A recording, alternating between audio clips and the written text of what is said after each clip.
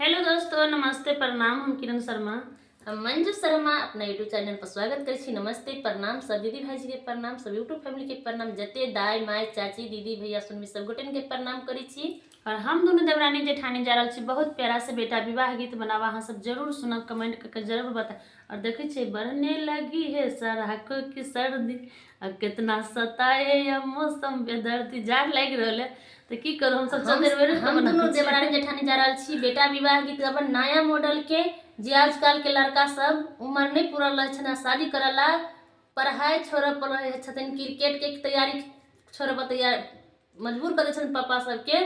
नहीं पढ़ाई में उनका मन लगे छथिन, कोनो काम में मन लगे छथिन, उनका सिर्फ ब्याह करे के पर ध्यान रहे छथिन। पापा सब बात सेहो करे लगे छथिन कि हमरा शादी चाहिए, लड़की से ब्याह कइए दिए जल्दी जल्दी, लड़की खोज कर लाई बेटा। लेकिन उनकर पापा करे नहीं छथिन, खासकर देवर सब। अहाँ सब कनी सोच समझ के रहू, एते जल्दी नहीं अबता शादी करे के लेल।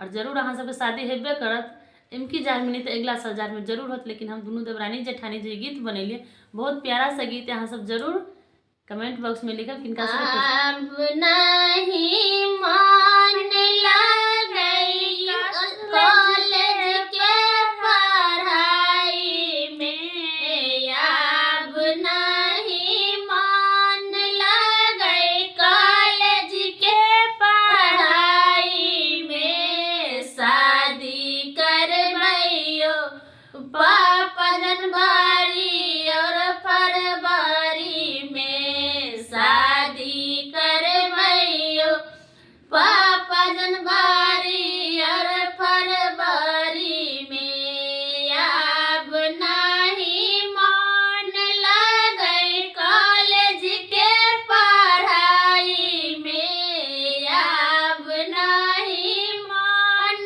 लगई कॉलेज के पढ़ाई में, शादी करबैयो पापा जनवरी और फरवरी में, शादी करबैयो पापा जनवरी और फरवरी में, ज्यादा नहीं बोल बेटा मन लगा पढ़ाई में, ज्यादा नहीं बोल बेटा मन लगा पढ़ाई में, शादी करब रे बेटा डॉक्टर के तैयारी में, शादी कर देब रे बेटा डॉक्टर के तैयारी में, शादी करब रे बेटा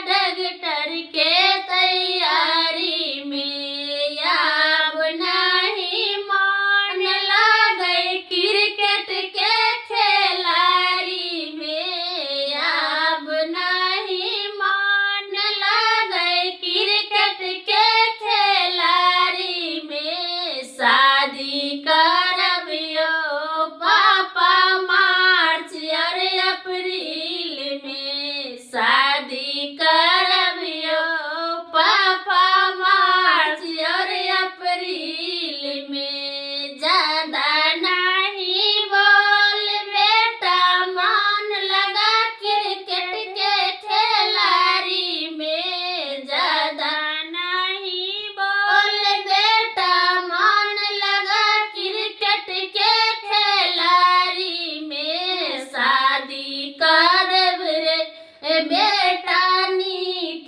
के तैयारी में, शादी करब रे बेटा नीट के तैयारी में, शादी करब रे बेटा नीट के तैयारी में, अब नहीं मन लगई डॉक्टर के पढ़ाई में, अब नहीं मन लगई डॉक्टर के पढ़ाई में, शादी करबैयो भाईजी जूनियर